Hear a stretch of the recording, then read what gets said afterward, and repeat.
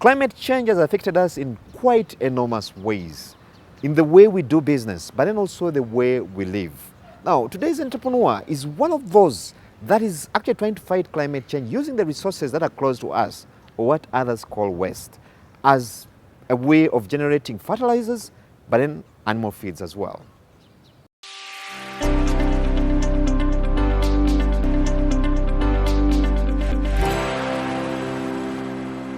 So the black soldier fly is a vector-free fly.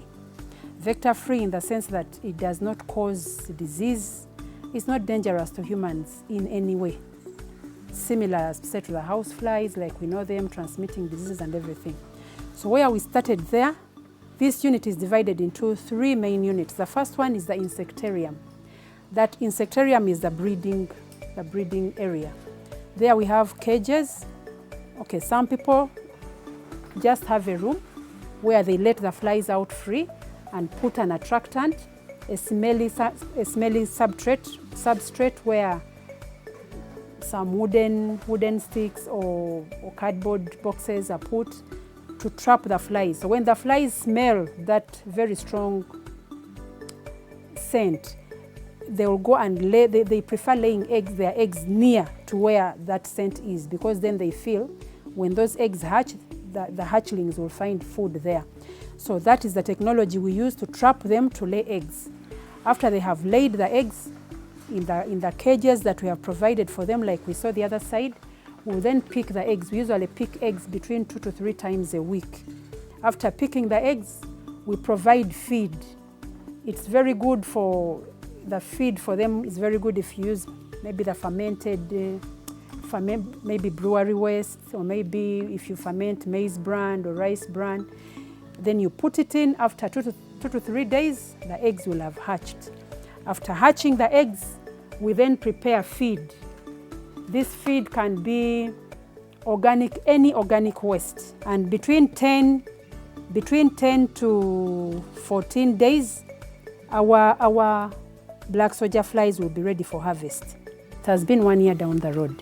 Since I appreciated this concept, I went for the training in Makerere University, Kabanyoro, Agricultural Research Institute in Kabanyoro.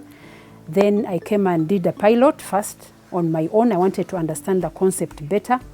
After understanding the concept, I now decided to come and scale it up here at the farm, because I realized it is something that works. Now the market for the black soldier flies is insatiable, as we talk about it now. The demand for it is very high, because livestock farmers, we know that almost every household has chicken, almost every household has pigs. Okay, not almost because of faith-based reasons, but at least chicken, and many farmers are also adopting fish farming. But the greatest challenge most farmers have got, like myself, is feed. This unit here itself was a piggery unit. I had pigs here, but after some time, it was becoming very hard for me to maintain the pigs because of the high feed prices. So while I was trying to find out how to sort that feed crisis, that's when I came across, someone told me about the black soldier fly. And when I researched about it, I appreciated the fact that for you to produce it, you use organic waste that is readily available almost everywhere. Every home generates this organic waste. And I felt this is something I could first develop. Then after we have had the feed, we will bring back the enterprises, the poultry, the pigs, and the fish. A kilo goes for between 1,500 to 2,500, fresh. Then when you're drying it, it goes for between 3,500 to 4,500. Some people even sell at 5,000, the dried one. So the demand for the black soldier fly larvae is really high. So we know organic waste generally is a concern with municipal councils all over the world. Waste and waste management is generally a key issue. And when you look at the United Nations Environmental Program, UNEP, they came up with a strategy that they were recommending on waste management. And there's a hierarchy that they kind of recommend. And the first up on the hierarchy is the waste minimization. The next is reuse. They actually encourage reusing the waste. Then there is recycling, and then there is the waste to energy. Then the last one is the land filling. So we realize that most urban centers, urban cities, they're actually going for land filling. And yet land filling is the worst, actually, because when organic waste decomposes, it produces two gases. It produces carbon dioxide and ammonia. Now, when this ammonia accumulates in the air, it actually causes that global warming and then the climate change. So now, with this black soldier fly farming, we actually adopt reuse as a waste management strategy. So rather than let the municipal council take this organic waste to the landfill, which then would produce carbon dioxide and ammonia that contribute to that global warming, the warming and then the climate change, that organic waste is rather, we are getting into an arrangement with them to have it to us. We sort it, we crush it, and then use it as feed for the black soldier fly larvae. So that way we will be averting or minimizing the effects of climate change. Actually, along the value chain, there's a lot of jobs that there are many opportunities for the young people. So one of the plans that we have with the municipal council is once this is collected, we want to have a site where sorting can be done. Now, we have actually even here in Kasozi, the main source of livelihood for even the youth, even the mature people is in the land mining, means sand mining. Many of them are down there even now. So we're looking at this farm contributing to that unemployment among the youth. One, through sorting that waste. Two, when it comes also to crushing it, we'll need that energy. When it comes then to feeding it, actually all our staff fall into that category of the three that we have. But occasionally, we get youth, when we have other programs at the farm running, we get the youth coming on board. So that will be the best way they would come into, be able to position themselves along the value chain, right from sorting, feeding, harvesting, packaging, and also the fertilizer that is got. There's another plan to have the farm have the green. Okay, we have just a sample of the vegetables here, but we also intend to have that to be able to reuse this fertilizer. So show the youth that they can also be able to make money, even right from the fertilizer, and have their vegetables throughout the year.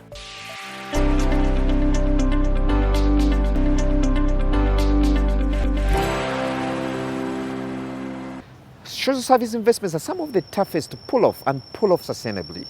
However, to do so, you must respect certain virtues. Today, we explore some of those.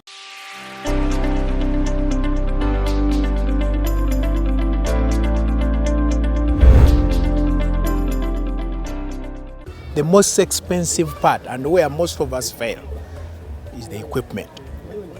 Because the cost of the equipment is in dollars, unless you get a loan, but when you get a loan, it's in dollars. You cannot be so sustainable because you earn Uganda shillings and you have to convert them into dollars in order to.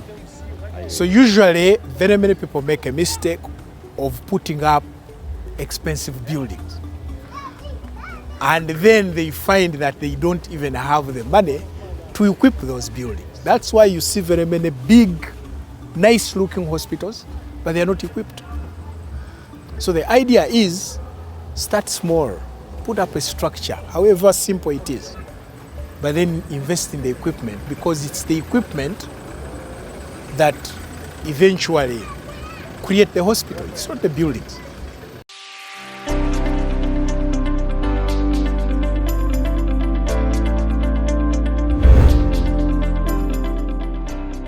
In our tech segment today, we bring you an innovator who is tapping into the digital spaces to bring health services closer to the people.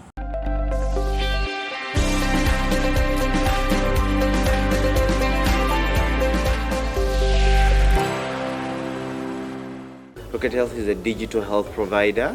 We aim to provide convenient healthcare for Ugandans. So what we do is really we have a call center, a contact center that is manned 24/7 by doctors, and that means that from wherever you are in the country, you're able to talk to a doctor any time of the day, any time of the night, and the doctor is able to maybe give you a diagnosis. But also beyond that, if you also need, for example, some labs, we are able to come to wherever you are, whether home or workplace, and we are able to take those samples, run them, share the results with you on email. The doctor calls you, explains the results to you.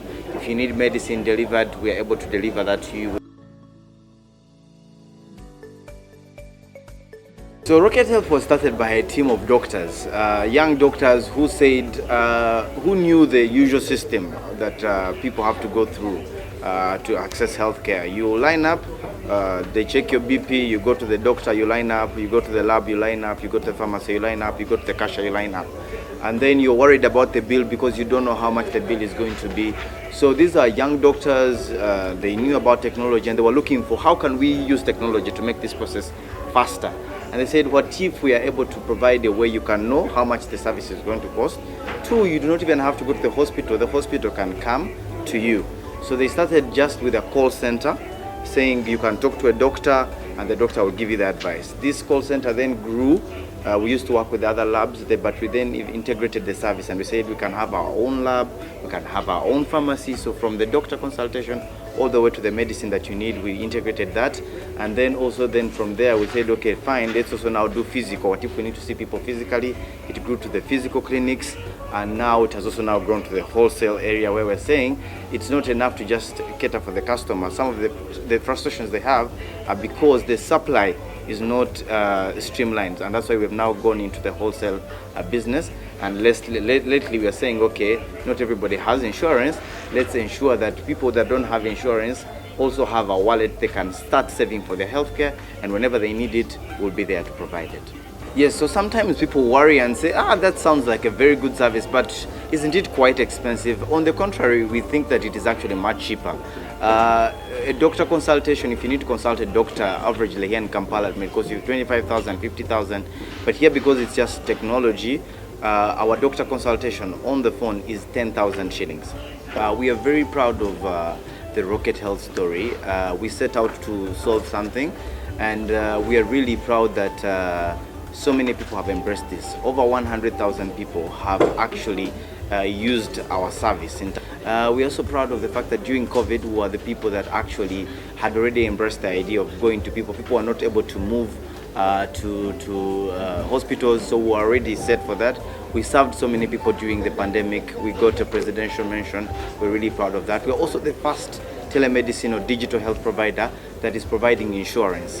So usually many insurance companies were not accepting digital health providers, but right now we're serving over 10 insurance companies with digital health, and we're really proud of that. So the challenges we have, I think the biggest challenge that we have is mindset change. Usually here in Kampala we say many people still prefer to see a doctor physically. Many people still prefer to say and we are trying to say, as we embrace digital technology, it makes our life easy. The same way you have a family WhatsApp group is the same way your healthcare can actually be convenient. So one of the things that we are really working hard is to see that people change their mindset and know that you can actually get a diagnosis on the phone. You can use technology to have healthcare delivered to you. I think also the other challenge that we face as a company is that the government of Uganda has not yet regulated. There is no law right now in place that regulates digital health. And that means that us as providers, we are not as protected as we should be. But also a consumer, if they find out or if they think that this law is, this service or sector is not regulated, it hinders their adoption of this service. So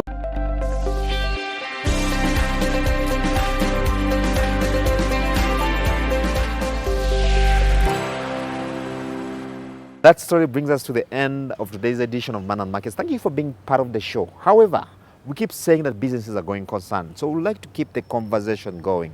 We're on YouTube, we're on other socials like Twitter and Facebook.